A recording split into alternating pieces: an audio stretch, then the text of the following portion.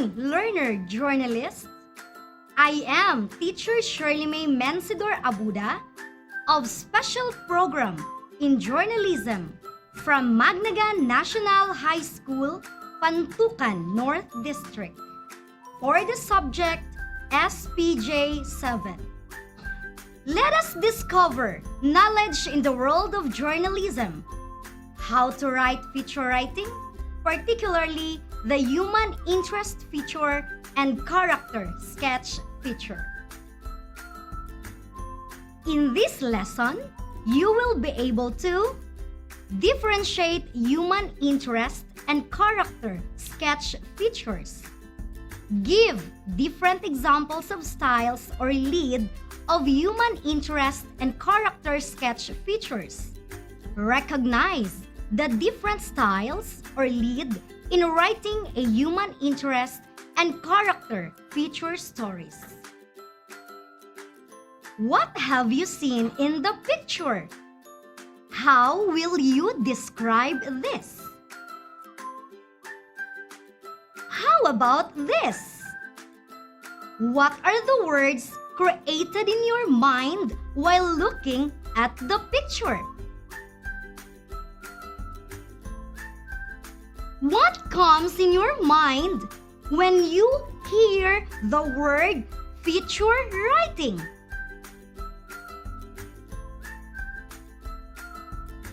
Feature writing is a branch of writing which employs creative techniques and artistic vision usually associated with fiction to report on actual persons, places, or events.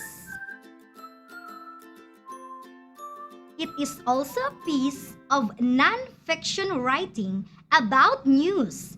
This is a soft news. In writing a feature, it has a form. It should have lead, body, conclusion. Lead, creative, direct, or paraphrase stand. Body, facts, information, arguments, at least 3 to 5 paragraphs. Conclusion, reiteration, creative progression, stand. The lead paragraph of an article should engage the reader.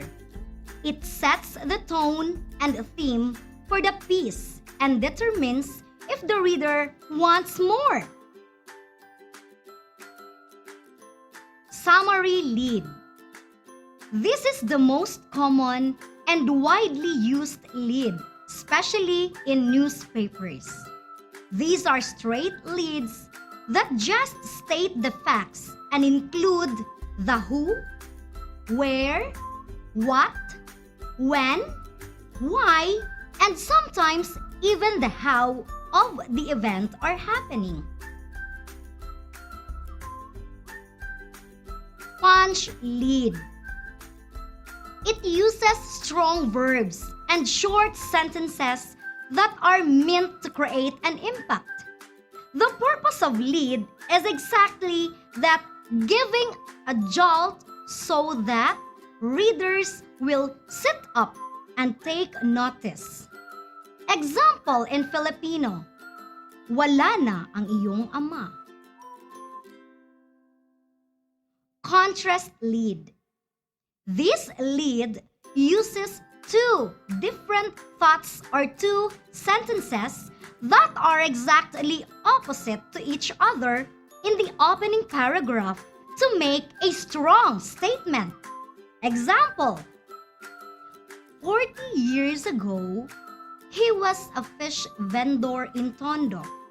Today, he is the 9th richest person in the country. Anecdotal lead. This kind of lead is rarely used for breaking news, but works well for both soft stories and news-based features. Example: for 5 days, Alice's husband, high on drugs, threatened to kill her. He hit her and abused her. Take note, anecdotal lead relies on a conversational tone to create an intimacy between the reader, the writer, and the characters in the article.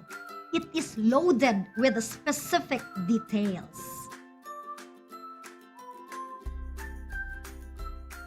Descriptive lead. As the name suggests, this type of lead goes into great detail to describe the scene or person that makes up the subject of the story.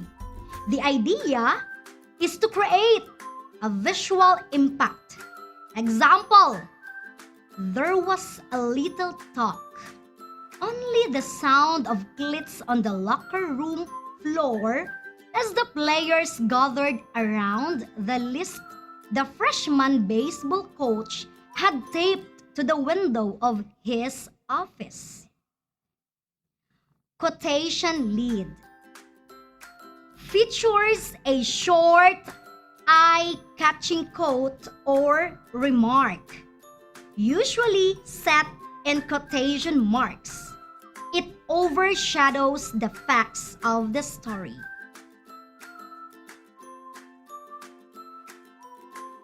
Question lead. Ask a question.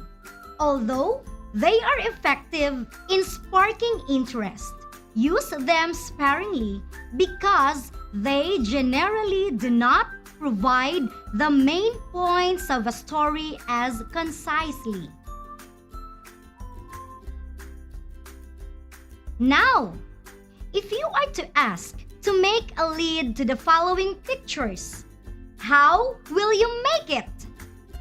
Please never forget those lead that you are going to use in writing a feature.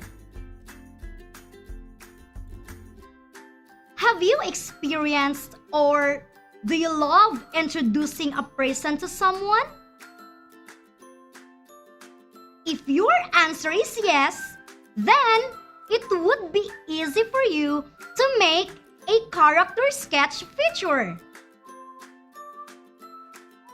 Character sketch feature is a type of feature writing wherein you are trying to introduce the reader to someone. You want the reader to have a strong mental image of the person, to know how the person talks, to know the person's characteristic ways of doing things, to know something about the person's value system. Example: Rowan is a 12-year-old boy who lives in the tiny village of Rin. He is small and rather scrawny for his age. His unkempt, curly brown hair looks like a mop on his tiny thinness makes him look like a walking skeleton. Another type of feature is human interest feature. It discusses a person or people or a pet in an emotional way. It presents people and their problems, concerns, or achievements in a way that brings about interest, sympathy, or motivation in the reader. For example, a story about a woman whose husband was in the World Trade Center on September 11, 2001 would be a human interest story. Now that you have learned the forms, I will give you 5 tips on how to write a feature article. Number 1. Find the right market. Simply find the right audience for your work. Number 2, develop a strong angle. Write the headline first before crafting the rest of the content. Number 3, keep it factual. Always keep to the facts. Number 4, provide added value. Think of your article in terms of a theme with additional components that can be published online. And number 5, edit your work. Never submit your first draft. Make sure to edit and edit and edit your work. We are done, students! I hope you learned many things from the discussion. Let's try this. Choose the letter of the correct answer. Feature writing employs letter A, creative and artistic vision. Letter B, meaningful words. Letter C, fiction stories. Letter D, fairy tales. What is your answer? The correct answer is letter A, creative and artistic vision.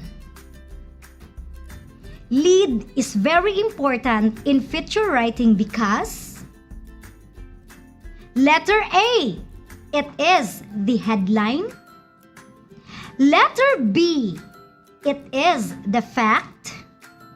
Letter C, it sets the tone and theme for the piece and determines if the reader wants more. Letter D, it concludes. What do you think is the correct answer? Yes, you're right. The answer is letter C. It sets the tone and theme for the piece and determines if the reader wants more. When you are trying to introduce the reader to someone, what type of feature writing is this? Letter A, human sketch. Letter B, character sketch. Letter C, human interest. Letter D, question lead. What is the best answer for this? You get it right! It's letter B. It's character sketch. I wanted to make a feature story about people and their problems, concerns, or achievements in a way that brings about interest, sympathy, or motivation in the reader. What type of feature am I going to make? Letter A, human sketch. Letter B, character sketch. Letter C, human interest. Letter D, question lead. You are absolutely right. The answer is letter C, human interest. Very good! Since you've got the correct answer, then you can really differentiate between human interest feature and character sketch feature. I want to use strong verbs, and short sentences that are meant to create an impact in my feature writing. What type of lead am I using for? Letter A, summary lead. Letter B, contrast lead. Letter C, question lead. Letter D, punch lead. What do you think is the right one? Yes, you've got it right. That type of lead is punch lead. It's time to practice. I know you can do this. Make a character sketch feature of the given picture. Make a human interest feature of the given picture. Congratulations, students! I know you can do it very well. You can use any styles or lead according to your own choice. It's time to rehearse more. As your assignment, make a feature writing in any type, either human interest or character sketch related to the topic about school and pandemics. Congratulations, my students! You really did a great job today. I know you can learn more because there are a lot more things you can learn in journalism. Please never forget to share what you have learned. Remember that sharing is more than winning. Once again, this is Teacher Shirley Mensidor Abuda saying, dito sa TV Eskwela, sa pag-aaral, sama-sama. Bye-bye!